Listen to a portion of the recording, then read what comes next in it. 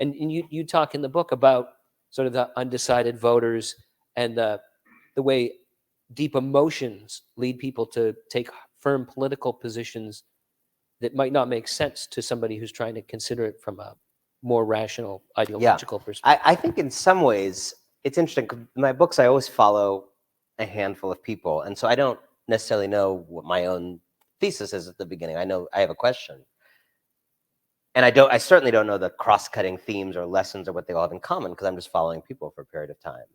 But then some really interesting cross-cutting lessons emerge, and particularly the ones that are true for multiple people I'm writing about really strike me as important because they're kind of coincidentally true for lots of different people. And I think one of them that really emerges as a core theme of this book is exactly what you just said, which is that I think I'm pleading for for pro-democracy, pro-freedom kind of side of the ledger in America, pro-truth side of the ledger also, to better understand emotion and psychology in politics. I think one of my concerns is that the bad guys, the people who want less people to be free, less people to vote, are actually more astute at understanding emotion and psychology, and don't look down on emotion and psychology. They don't look down on it. They view it in the way that I actually think the correct way to view it, which is as important as, reason. And I think in some ways on the political left, there's this kind of, I don't know, people like read Plato too much, or it's like there's a kind of picture of opinion formation in politics that is theoretical and like derived from like Greek political philosophy instead of reality, which is like people are like sitting at home and like it's like the reasoning citizen, like people like sitting at home and they're like reading Time magazine and some books and like forming this opinion. Like that may be how like you all form your opinions. We've already established you're like rare breeds. I think political opinion formation is a primarily emotional process, certainly for most people, if not all people. I think an immigration stance that you have often will come from what you are feeling at the level of hope, fear, anxiety. It has a lot to do with like your visceral sense of safety. I mean, this has been proven by doing experiments where people were given like hand sanitizer before registering their stance on immigration, and it altered their stance by priming thoughts about whether they're safe or not safe, And so the notion to me that someone like Donald Trump or others in that vein around the world are very good at understanding emotion, playing to emotion, speaking to people on that kind of reptile brain level. And, the Democratic Party certainly is kind of often speaking to people on a level of 82-point plans and kind of bringing bullet points to a gunfight is problematic. Bullet points about the rules of the gunfight, right? Right.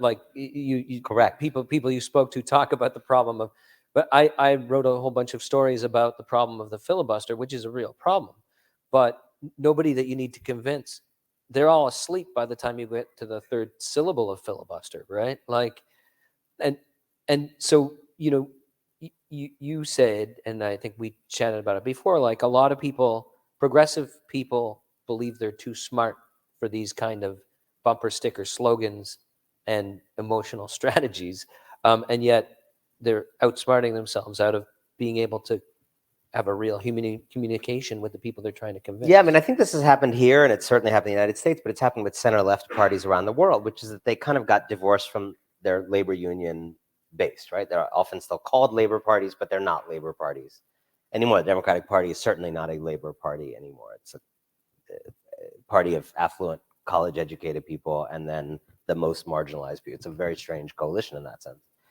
And I think as that energy of the labor movement left it, that's one theory I would offer. A kind of brainiac tendency took hold. Thomas Piketty calls it they become kind of Brahmin parties. And there's just different kinds of intelligences, right? You go to Silicon Valley, these are people who don't understand people. It's like very obvious. They're now in charge of how people should connect, but they've never like connected with a person.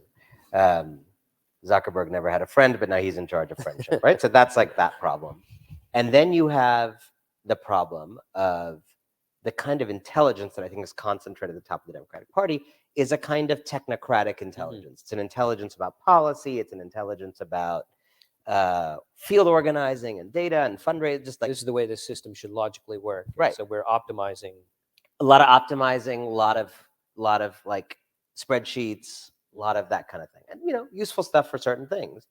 I think the EQ component of politics has become underrepresented. And as you say, your point is the most important one, which is that it's not just that it's underrepresented there, there's a sneering at it.